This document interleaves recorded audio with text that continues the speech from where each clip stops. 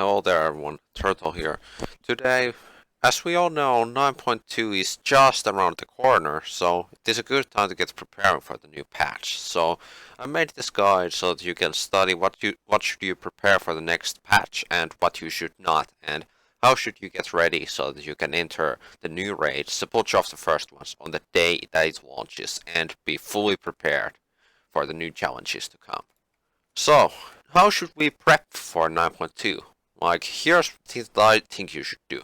You should farm your covenants and their renown, so that you can swap your covenants to the ones that will be the meta for your class and spec. That will be very useful in the raid and Mythic Plus. And also, gold farming. The new legendaries are going to cost a lot, as you can probably guess. Like, 291 items are gated behind reputation and having max level legendary crafting, which is very expensive to level up, so the people that are selling these will be selling them for a very high price. As the new patch actually seems alt friendly, if you have anything that you need to do on alts, it is a good time to catch up now and then have multiple alts that you want to play but never bother to play, ready for the next patch, which actually seems good for them. And also, how could we mention a preparation list without Torghast? So what you're going to do with Torghast is that you need to farm it for two things: renown and legendary crafting materials, because the legendaries, even rank 7s, still require soul cinders and soul ash unless you're upgrading your existing rank 6 to rank 7. If you're a bit more returning player, like from Nathria for example, you want to get some gear, because it will make your journey in 9.2 easier. You can catch up to gear pretty fast, so if you're not like pushing for 245 item perhaps for the next patch, you can just ignore this phase because you can do M0s and they will give you 236 item items in the next patch. So if you're not going to push further than heroic item level, it may not be worth it to start gearing now. But if you plan on doing like 245 item level, that could be a good idea, to be honest.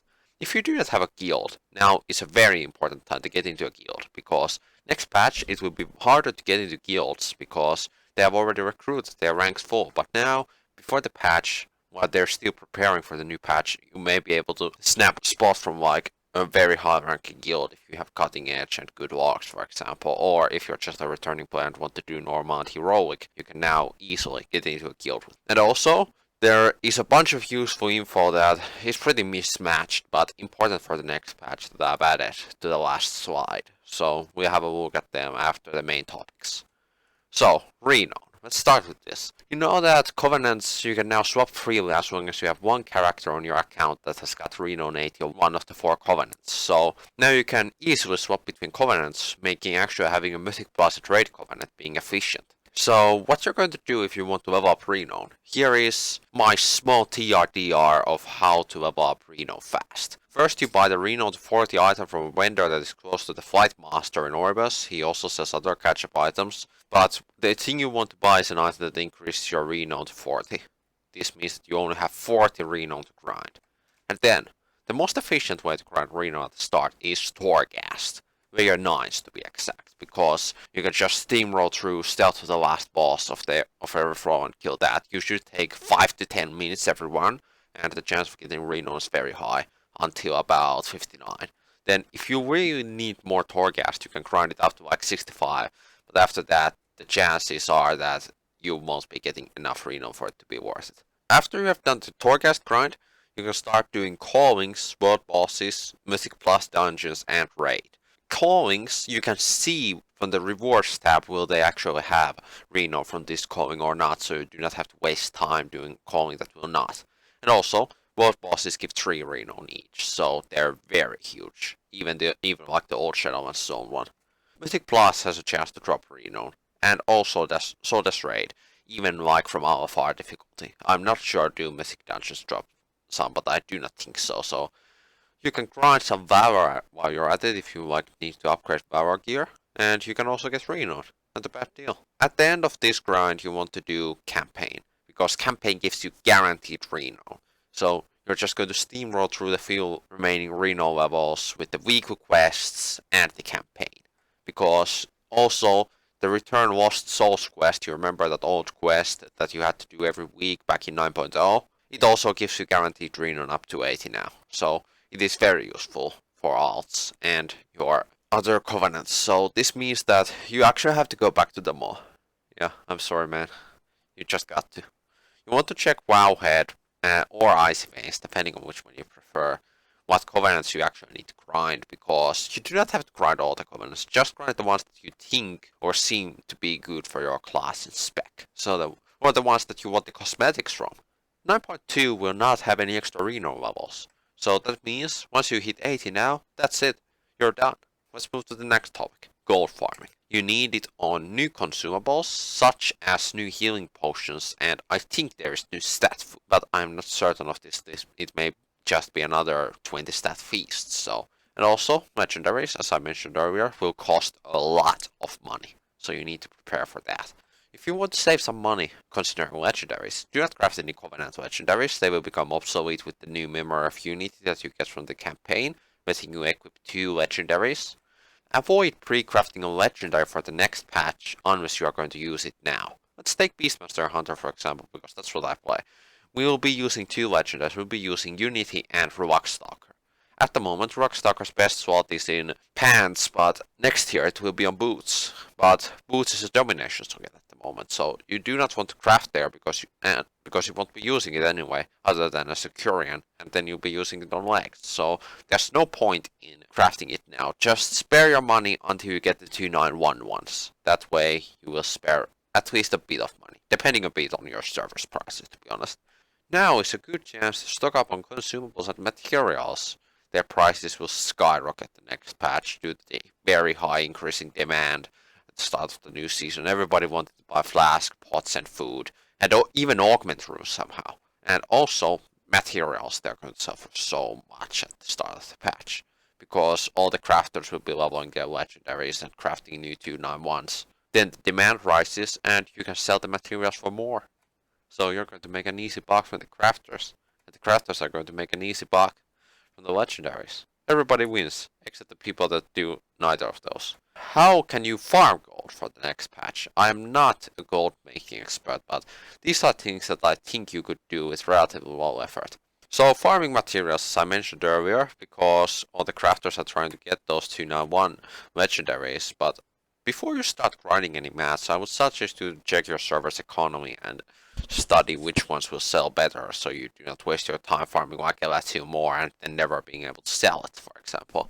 If you have excess valor, did you know that you can actually convert that valor into materials? Yes. There is a vendor in Oribos, like close to the Great Vault. Let's just swap anima or valor for items. So this way you can use that valor to buy either skin or ores, I think. At least those. And then it has tailoring catches, but tailoring is worth nothing at the moment because it's just coming from everywhere. So I would suggest you to buy either the hides or the ore depending on your server's economy. You know that boosting communities got taken down? You know what did not get taken down? Individual boosting groups only on one server. So what this means is that, for example, if you have 4 people, you and 3 others from the same server, you are allowed to sell boosts in your own server. So grab some trading chat macros and spam them there, try to get a few customers and perhaps sell a few 50s for a quick buck. Because 50s are pretty easy to do if you have a good tank, good healer and a few good DPS. The 5th person doesn't really matter, to be honest, so you will get your vehicle vault done at the same time as making some quick buck.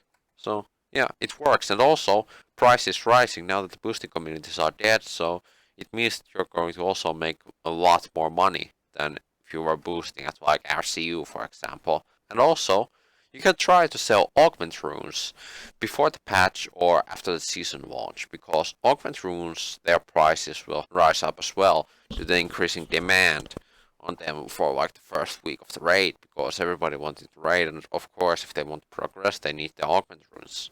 Alright, let's move to the next one. So now, we're going to have our favorite thing, Jorghast. So, what are we needing Jorghast for, like, at all, and why? You need Torghast to level up your Renown effectively, and you also need it so that you can get your Soul Cinders and Soul Ash for the new Legendary crafting in 9.2, because you will need to craft at least 2 291 Legendaries. You need to craft Unity on 291 item level. This will be very expensive, but you do not have to hurry with it because at the start you get a 265 item level build version of the item. So 291 you can buy the other one a bit later, but like your first one, so you have to buy at least one 291 item when it's expensive, and plus you have to recraft at least one legendary. So this is where you need the cinders and the ash along with the memory of unity. If you do the Orghast now, you do not have to do it again, because they're going to introduce a new bind an account soul cinder boxes that you can send, like you can send the soul ash ones at the moment. So that means that you have to pay a lot less time in Torghast, because you can just melt it through with your main. It can easily blast through everything, get all of that stuff, send it to your alts, boom, 291 legendaries, easy. And Cosmic Flukes, the new currency to upgrade legendaries to 291, they do come from Torghast, yes, but you can get them from so many other activities that you can just say, screw you, Torghast, not doing you anymore. This is what I'm going to do, to be honest with you. I got like nearly 10k Soul Cinders, so I'm well prepped up. Why would you start gearing now? The reason is that then you will have a head start at the new patch, because you're going to have higher item than the people who did not, meaning that you're going to have an easier time getting to groups if you have any experience in the game. 9.1 gear, it will become obsolete fast, I admit that. But if you have it at least at the start, it will make it a lot easier for you to do the Mythic Plus dungeons at the rate. There's one thing you don't have to bother about. It is called Sanctum of Domination and the Domination Sockets. The shards will not work next patch. Blizzard has confirmed this, meaning that you're going to have an easy time. You do not need to upgrade the shards, you do not need to get the shards, you don't need to care about Domination Socket gear. It's gonna be so great. If you want to gear up, preparing for the next patch, your best way to do this is to start doing Mythic Plus. Because from Mythic Plus you get the 252 item bolts, yes, that's very good. And also, you can upgrade gear up to item 246 if you get Keystone Master, which requires all timed 15s on both Fortified and Tyrannical. Exactly, it requires 2000 score, but that's the equivalent of that. So meaning that you can have some 16s, 14s, 13s, 17s, and so on in there as well. Doesn't harm it at all. Let's get to Guild. You know that raiding activities, social aspects, Mythic Plus, and so on. If you have not been in a guild or do not like your current one, you want to start looking now. Actually, you would have wanted to start looking for like 1 month ago, but it is not too late yet. People will still be recruiting for 9.2, meaning that you actually have a chance with other fresh blood to join the ranks of a new guild and start to raid, do Mythic Plus with them, maybe even PvP. Finding one is very difficult at the moment due to the content drought that the game has suffered, resulting in player drought as well. So if you're Alliance, you're going to have a hard time. What you want to do is you want to look at World of Warcraft, Warcraft logs, Raider.io, in-game, and so on. Maybe even armor if you find a guild. Some character was guild you like and so on. You can spy through people's guilds and look are they recruiting. And also, if you're needing a guild on Silvermoon Alliance, I have an offer for you. Tree Trunk Cloud on Silvermoon Alliance EU is 3 out of 10 mythic and recruiting for range DPS at the moment, and perhaps a few backup healers. If you are interested, feel free to comment down below. Random stuff. So first, you want to prepare for the new boss fights. There's a bunch of guides going on at the moment. Like, for example, Stanky Gaming will be producing guides very fast, I'm pretty sure. He's done very good guides. I would suggest to check him out. And also, you want to make a legendary plan. It means that you want to search what legendaries do you want to get and what slots. You can grab cheap base items when there's the correct slot if you have a chance. The class discords and the guides on Icy Veins and Wowhead are very good for this purpose. I would suggest you to check them both out. Corthia. The content we all hate that is coming back next patch, but with a new skin. So, about Corthia. It is not mandatory. But if you have a bunch of time that you don't really know what to do and you don't really want to do legacy content, you can go do rift farming. Rift farming is a very simple method of getting about 10,000 research per hour. I will have a link for that down in the description below. But this way you can get the 252 conduits and the sockets very fast. But the thing to keep in mind is that the socket items work only in Shadowlands Season 2 gear, meaning that you do not need to grind it to socket your gear in the next patch, so you only go for the 252 conduits. The reason is that there is no 252 item for conduits in the next area. It's only up to 226 and then there's all conduits to 278. But getting all conduits to 278 item requires both Exalted and either Gladiator, Keystone Hero, aka timing all keys on 20s, Fortified and Tyrannical, or clearing the entirety of Mythic, including Saval. So that's going to be a very slow process. So I would suggest you get the 252 conduits now, you're going to have a lot easier time. It is not a major thing, but if you have time and want to min max, go for it. Get Corsair done. Legendaries.